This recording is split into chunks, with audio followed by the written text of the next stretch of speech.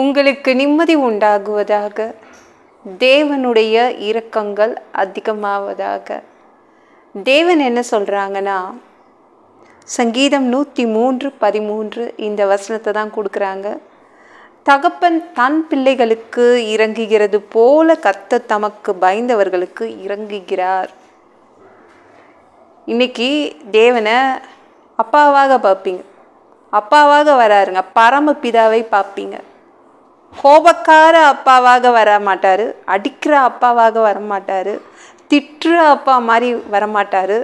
ரொம்ப நல்ல அப்பாவா, சாஃப்டான அப்பாவா, இரக்கம் செய்கின்ற அப்பாவாக இன்றைக்கி உங்ககிட்ட வராரு.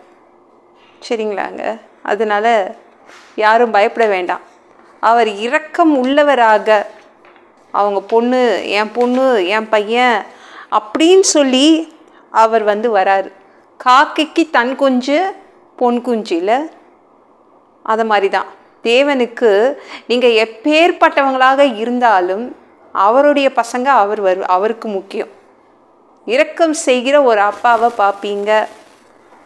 சரிங்களாங்க? நீங்கள் எப்பேற்பட்ட பிரச்சனையில் இருந்தாலும் உங்களை காப்பாற்றுவதற்காக வராரு. ஏன்னா அவர் அவருடைய பொண்ணு தான் நீங்கள், அவருடைய பையன் தான் நீங்கள். எப்படி விட்டு கொடுப்பாரு? யாருக்கிட்டேயும் விட்டு கொடுக்க மாட்டார். எந்த பிரச்சனைக்கிட்டையும் விட்டு கொடுக்க மாட்டார்.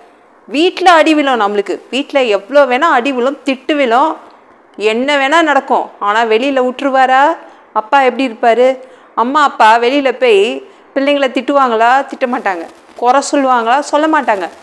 ஆனால் வீட்டில் தான் எல்லாமே இருக்கும். இல்லை, விட்டு கொடுக்க மாட்டார் தேவன். உங்களை எந்த பிரச்சனைகள்கிட்டையும், எந்த வியாதிக்கிட்டையும், எந்த பிசாசுக்கிட்டையும் உங்களை விட்டு கொடுக்க மாட்டார். இரக்கமுள்ள ஒரு அப்பாவாக உங்களை தேடி வராரு. சரிங்களா? அதனால் கவலைப்படாதீங்க. நாம் தேவன் உங்களுக்கு இரக்கம் செய்வதற்காகவே வராரு. என்னங்க, ஒரு கும்பலே என்னை குறை சொல்லுது, நான் வேற ஒரு தப்பு பண்ணிட்டேன். எத்தனை பேர் சொல்லிகிட்ருக்கீங்க? ஐயோ, அந்த கும்பல் என்னையே கை காமிச்சு குறை சொல்லிகிட்ருக்குது. தேவன் அந்த மாதிரி இடத்துல உங்களை காப்பாற்றுவதற்காக, எப்படி என் பிள்ளையை காப்பாற்றுறது, எப்படி என் பொண்ணை காப்பாற்றுறது அப்படின்னு அந்த மாதிரி இடத்துல உங்களை காப்பாற்றி கூட்டிகிட்டு வருவார். சரிங்களா? எப்படியோ உங்களை காப்பாற்றுவாருங்க. கவலைப்படாதீங்க. சரிங்களா? அதனால் நம்ம பயப்பட வேணாம். விபச்சார அந்த பெண் இருக்கால, அவள் ஏசுக்கிட்ட வரும்போது ஏசு காலில் பிடிச்சி அழுதாளா? அழவே இல்லை. எல்லாரும் அவளை குறை சொன்னாங்க. எல்லாரும் கை நீட்டி சொன்னாங்க, இந்த பொண்ணு பாவம் செய்யும் போது தான் நாங்கள் பிடிச்சிட்டு வந்தோம், இவ சாவணும்னு சொன்னாங்க. ஆனால் ஏசு என்ன பண்ணார்? ஐயோ, என் பொண்ணு, இவளை எப்படி காப்பாற்றுறது? இவ என் பொண்ணு, இவ தப்பே பண்ணால் கூட இவ என் பொண்ணு தான் அப்படின்னு என்ன பண்ணார்? அவளை காப்பாற்றினார். காப்பாற்றிட்டு என்ன சொன்னார்? எல்லாரும் போயிட்டோன்னே ஒரு கல் எடுத்து அடிஞ்சாரா? அடிக்கலை. கல் எடுத்து அடிக்கலை. திட்டினாரா அந்த பொண்ணை கூப்பிட்டு? அதையும் செய்யலை. இனிமேலேருந்து பாவம் செய்யாத அப்படின்னு இரக்கமுள்ள ஒரு அப்பாவாக தான் அந்த பொண்ணுக்கிட்ட நடந்துக்கிட்டார். சரிங்களா? அவர் இரக்கம் உள்ளவர். இன்றைக்கி ஒரு இரக்கமுள்ள ஒரு அப்பாவை நீங்கள் பார்க்க முடியும், உங்களால் பார்க்க முடியும். யார்கிட்டையும் விட்டு கொடுக்க மாட்டார். அந்த பொண்ணை, அந்த விபச்சார பொண்ணை அந்த ஊர்க்காரங்கக்கிட்ட விட்டு கொடுத்தாராங்க? விட்டே கொடுக்கல. பத்திரமா காப்பாற்றி கூட்டிட்டார். அந்த பொண்ணை வீட்டுக்கு அனுப்பிட்டார்.